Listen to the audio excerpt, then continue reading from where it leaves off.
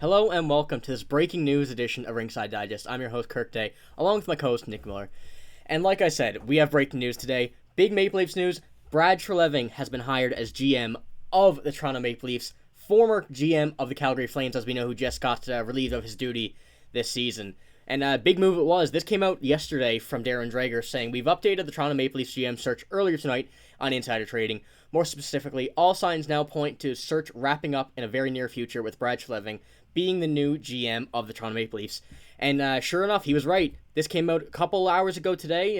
Brad Treliving has been named the club's general manager from the official Toronto Maple Leafs account, and that'll do it. That says that it's confirmed now. So I gotta say, I do like the move. I know a lot of people in the comment section of that tweet didn't like it. A lot of Leafs fans were arguing, but I think that's a lot of recency bias on the reasoning why they don't like this move. As you know, the big trade that happened, which is a big story of this NHL Stanley Cup Finals this year, with Matthew Tkachuk being traded for Jonathan Huberdeau. But we're going to be going over some of Brad Treliving's moves and how this will affect the Toronto Maple Leafs going forward, as well as some draft picks he's made, just to kind of get a brief history of what he's done over his time in Calgary and how it may affect the Toronto Maple Leafs. We're going to go over the first trade, the big trade here, I guess, that we could say, is the Huberdeau and Matthew Tkachuk one. A lot of this, I'm sure a lot of you now know what this whole trade was. It was basically Huberdeau, Weegar, and a first for Matthew Tkachuk. A lot of controversy, really, I guess you could say, when the trade officially happened. When it did, nobody really knew who won the trade straight up. A lot of people were thinking, wow, Calgary definitely did win this one. A lot of people were saying Florida definitely won this one. But I guess you can say right now that, as of right now, the Florida Panthers won this trade as they're in the Stanley Cup Finals, Matthew Tkachuk being arguably the best player on that team in these playoffs, along with Sergei Bobrovsky. But you got to take into effect as well the coaching staff for the Calgary Flames. Nobody on that team, I think, wanted Daryl Sutter there, which was a big impact on the Huberdeau's point production as well as everybody else's. So I don't want to say that trade is a total loss yet. I do still like the trade. I mean, I think, Nick, you do as well. Tell me what you think about this one and how Treliving didn't really do too much wrong with it. I gotta say, you gotta take some of the heat off of Brad Treliving. He had a rough go in Calgary, and it wasn't. I'm gonna say most of it wasn't his fault. A lot of the guys that left or were traded were not going to re-sign, and he knew that. So he was forced to make trades, and a lot of people knew that these guys didn't want to re-sign, or they wanted out, or whatever. Right? Like when he traded Tkachuk, everybody knew Tkachuk had said he wasn't going to resign. So if he was able to bring in a 115-point player and a nice two-way defenseman in Mackenzie Weegar, who just showed how good he was, he's still got some left in the well, I'd hope he does if he's got 7 years left on his deal or 8 years left on his deal, but he's got a lot left in the tank at the World Championship there. He was able to do that with a guy that said he wasn't going to resign, and everybody knew that. With Adam Fox, he basically said he didn't want to play anywhere other than the Rangers, and he ended up getting traded to Carolina, and he brought in a couple of good guys for that, Lindholm and Hannafin. I just think that there was a lot of heat put on him, and it's really undeserving. Yeah, we're going to be going over those ones as well, like you said, about the Dougie Hamilton ones. He's made a lot of pretty hefty trades in his time with the Calgary Flames. We're going to go over this one as well here. Another big one for the moment, Tyler Toffoli trading for Tyler Pitlick, Emil Heineman, a first, a fifth, and a fourth. With that first coming as Philip Mazar. We know that Tyler Pitlick, that didn't work out for Montreal Canadiens. And Emil Heineman still has a bit of hope in him. I think he'll be all right. But Tyler Toffoli has been absolutely fantastic for the Calgary Flames in this past season. I think he had the most goals in that team this year, if I'm right in saying that. Well, he was the leading scorer, yeah. So that worked out for them. Unfortunately, didn't make the playoffs. But once again, like we said, that's not on Brad Treliving. That's a lot of stuff on Daryl Sutter and that whole situation, which you can't really blame the team for. They didn't like him. Could have got rid of him earlier, yes, but that's all you can. That's the past. You can't do anything about that now. So that's another big trade.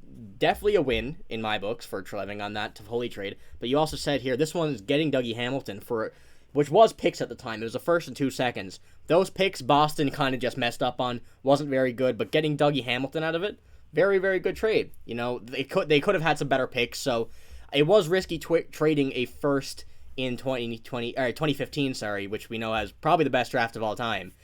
But still, getting Dougie Hamilton, as well as this one here, trading Dougie Hamilton, like you said, with Adam Fox and Michael Furland, for Elias Lindholm and Noah Hannafin. Two fantastic players. Rough trading Dougie Hamilton and Adam Fox, but you got to pay the price to get the players you want. That's all you can do, really, with that one. But you can see, with that, one big thing to take note from, is he's not afraid to trade some big names, some big superstars, and he's also not afraid to trade for big superstars, which is a big impact for the Leafs. I don't think that the core four has anything to worry about just yet. I'm not saying they will not, but just yet, I don't think he wants to rush anything. He wants to work around the team, do what he can do just to see. But I got a feeling that you could see something happening here. Nothing confirmed, no speculations or anything, but I got a feeling. So, Nick, tell me what you think he might do with this core four, what you can probably expect to see maybe, or a bit of a speculation, what you think. Well, I think you can expect to see a little bit of a slow start as he gets used to the market in Toronto. I don't think any of them, like you said, will be traded right away. But like you said, he's not afraid to move the big guy if he wants to get these players that he wants. If he really wants the guy, he's going to move a big name. If that's what's best in the best interest for the team, he's going to do it. And I mean, like we saw with those trades, he was kind of forced into doing something he didn't want to do. Obviously, Adam Fox and Dougie Hamilton, that's a big loss. But getting Lindholm and Hanifin are for those guys, that's not bad at all, considering neither of them wanted to be there, and they were going to leave anyway. What this means for the Leafs overall, I think after he settles in, I think it means the core four is not safe anymore. And what Shanahan said has kind of gone down the drain. Yeah, I know. I like the idea of that. We'll see what happens as well, because the big moves that he's made have been big moves. They haven't been, mid-tier players. They've been top tier, some of the best in the NHL, and I'll be excited to see what he does with the Leafs team. Now, also in his time with the Calgary Flames, he's made some pretty good draft picks. I gotta say, he's drafted well in a few years that he's been there. Since 2014, so he's been pretty much there for close on a decade now, and some of the picks that he's made are pretty good, which is also a good sign for the Leafs. They might need to get a few more picks for him to be able to work his magic in the draft, but guys like in 2015, I just have a list of them here, so I'll just read off them. In 2015, he drafted Rasmus Anderson, Oliver Chillington, and Andrew Mangiapane. I believe Mangiapane was either a 6th or 7th round pick, very late, but still fantastic players, he came from that. 2016, he drafted Matthew Tkachuk, Dylan Dubé, and Adam Fox. Adam Fox was a 3rd round pick, but his point total, he definitely could have probably been a late first, or probably even early first. He was close to point per game in the U.S. National Development Program as a defenseman, which is kind of crazy. And in 2015, he drafted Jacob Pelletier and Dustin Wolf. As we know, Dustin Wolf was a 7th rounder, but he looks like that next starting goalie in Calgary, the way he played in the AHL this year. And in the few games he played in the NHL, if Markstrom leaves, you never know what happens there, that situation now that they have. But you can see, his late round drafting, I gotta say, looks pretty good from his recent drafts and the drafts in the past that he's had. So it'll be interesting to see what happens to this Toronto Maple Leafs team with the new GM. A lot of people don't like it, but I'm gonna say, just give him some time.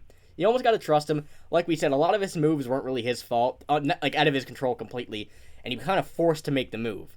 So that's all we can see. We can only wait and see what happens now.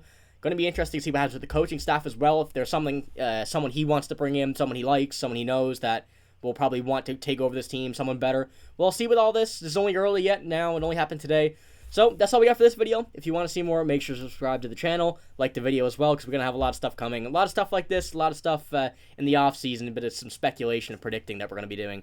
Stanley Cup Finals have also started as well, so expect some videos with that. But that's all we got for this video, so thank you for watching.